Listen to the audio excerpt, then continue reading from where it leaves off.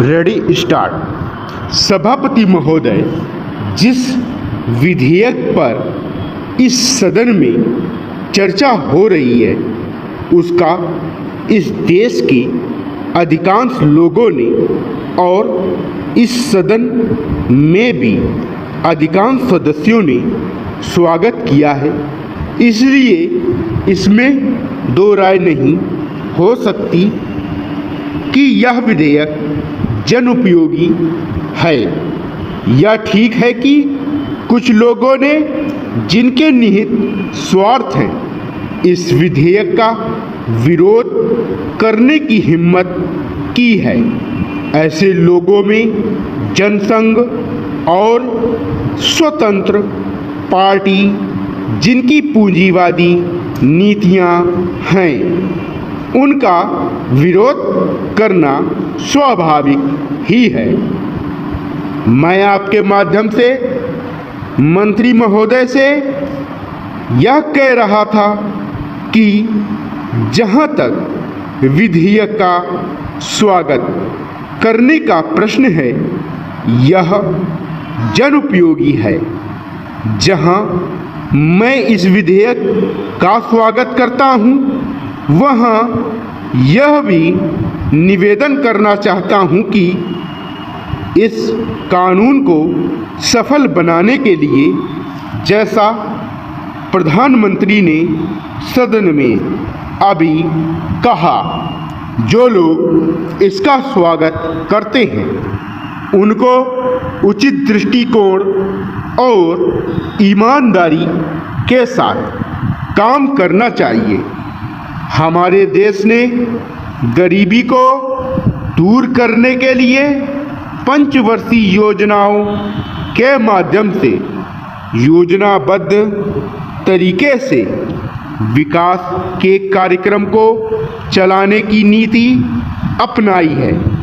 विधेयक के सिलसिले में जहां यह विरोध किया जाता है कि इस विधेयक से एक तानाशाही पैदा होगी, अधिनायकवाद होगा, वहां मैं यह निवेदन करना चाहता हूं कि यह विधेयक उन लोगों पर जो पूंजीवादी के जरिए से, एकाधिकार के जरिए से हम पर नियंत्रण रखना चाहते थे और जिनकी पूंजी इस विधेयक के अभाव में बैंकों के माध्यम से बराबर बढ़ती जा रही थी, रोक लगाता है। उनकी नीतियों का परिणाम यह हुआ, देश के चंद लोगों की रोज पूंजी जो इन बैंकों के स्वामी थे, अत्यधिक बढ़ गई। हमें मालूम है कि स्वतंत्रता के बाद देश में बिड़ला और टाटा की पूंजी किस प्रकार से कई गुना बढ़ गई है। इसलिए कांग्रेस पर यह आरोप लगाया जाता रहा है कि उसके राज्य में मालदारों की मालदारी बराबर बढ़ती गई है।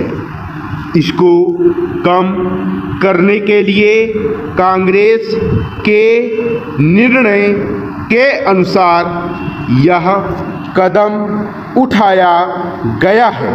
यह कदम स्वागत योग्य है, लेकिन जहां इस कदम का स्वागत करने की बात है, वहां इस बात की आवश्यकता भी है कि यह विधेयक खाली कागजों में ही ना बना रह जाए।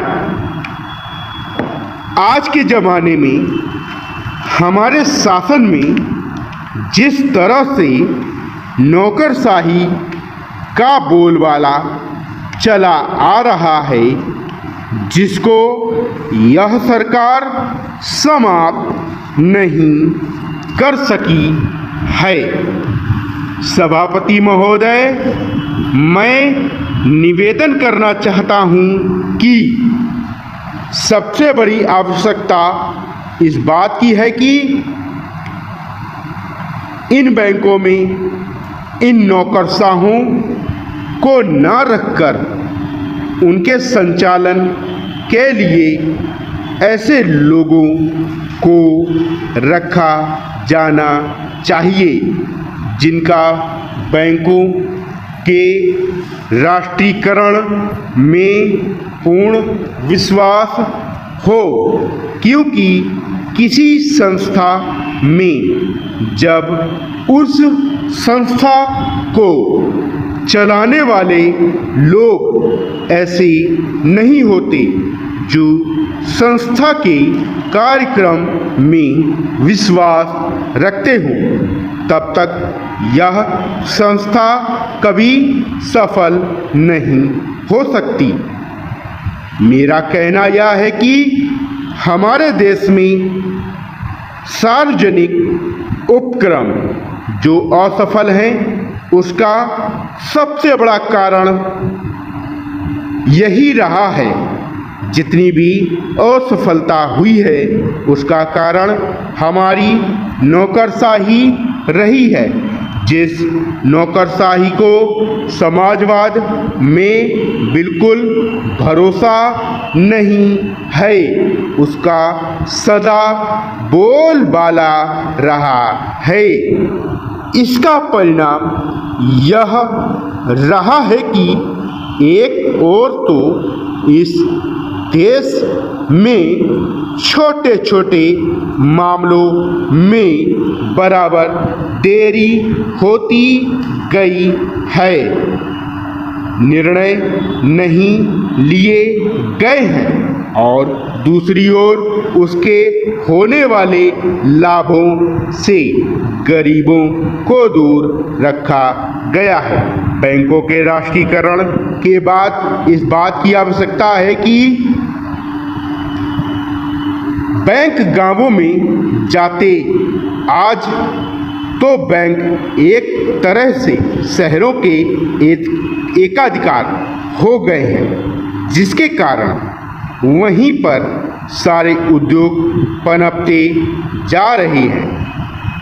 शहरों की जनसंख्या बढ़ती जा रही है और अलग अलग तरह की समस्याएं उत्पन्न हो रही हैं। उनको दूर करने के लिए आपके बैंकों को गांवों के अंदर जाना पड़ेगा। इसके लिए सरकार को कदम उठाना पड़ेगा और निश्चित तरीके से योजनाएं बनानी पड़ेंगी, निश्चित निर्देश देना पड़ेगा, जिसके आधार पर बैंकों का ज़्यादा से ज़्यादा लाभ गांवों और उन कस्बों को हो जहां अभी तक लोगों का काफ़ी विकास नहीं हो पाया है। सभापति जी सांप्रदायिकता और जातिवाद इन दोनों के विरुद्ध सभी राजनीतिज्ञ हैं और जो इन दोनों से लाभ उठाना चाहते हैं, कम से कम मौखिक रूप से तो वह भी यही कहते हैं कि सांप्रदायिकता बुरी है, जातिवाद बुरा है। मैं तो यही मानकर चलूँगा कि जब पूरा देश या कहता है कि ये दोनों चीज़ें बुरी हैं, तो सचमुच सभी यही चाहते हैं कि ना सांप्रदायिकता रहे और ना जातिवाद रहे। आज भी हमारे देश की राष्ट्रीय आय का 50% कृषि से आता है। हमारे देश के कुल निर्यात के सामान में 70% कृषि उत्पादन की चीज़ें शामिल होती हैं। विराम। डिक्टेशन को ऑडियो से मिलाएं।